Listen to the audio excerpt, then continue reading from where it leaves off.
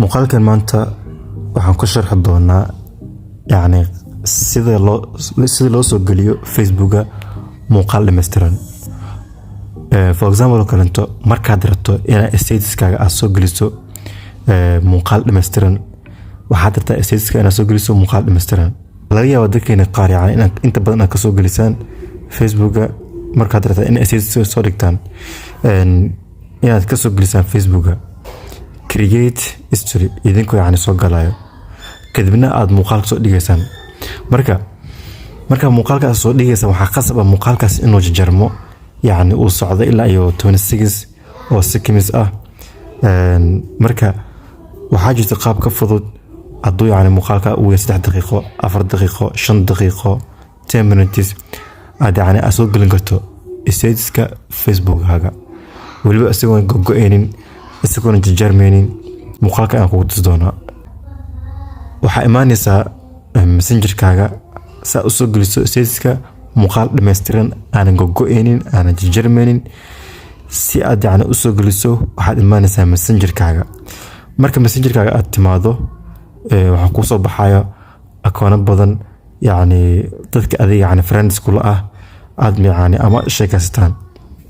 marka ku soo baxo waxaa sameynaysaa yani dadkaasi qof kamid ah ku dhufanayso qofku doona ahaado. markaad ku dhufato qofkaasi anaad for example waxa ku dhufanaa Abdirasaaq oo kalento marka ku dhufto marka wuxuu isoo saaraa yani marka aan soo galo meesha wuxuu isoo saaraa qaybtan hoose hadda u jeedaan wikaadi madooban ka dhigaysa u fahantaa. marka qaybtan hoose sa u jeedaan oo picture ku qoran tahay meesha yani aad ka dirto sawirada ama muuqaalada aad ku dhufanaysaa. markaad ku dhufato muuqaalka aad adiga rabto inaad soo geliso statuska Facebookkaaga aad ku dhufanaysaa.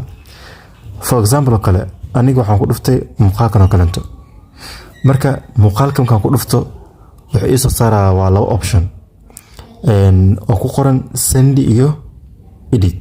wuxuu isoo saaraa waa send iyo edit.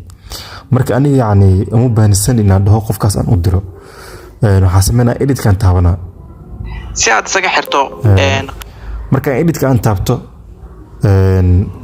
haddana wuxuu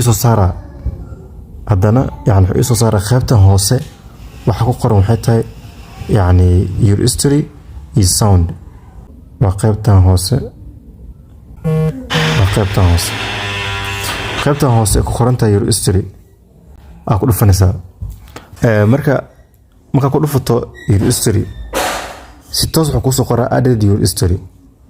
kadib yani wuxuu aadayaa historygaaga asigoo dhameystiran aanan go'aynin muuqaalka duuya 3 daqiiqo 4 daqiiqo 5 daqiiqo wax kasta yani uu yahay asigoo dhameystiran oo ku aadaa Facebookkaaga. waxaan rajaynayaa inaad fahanteen insha Allah.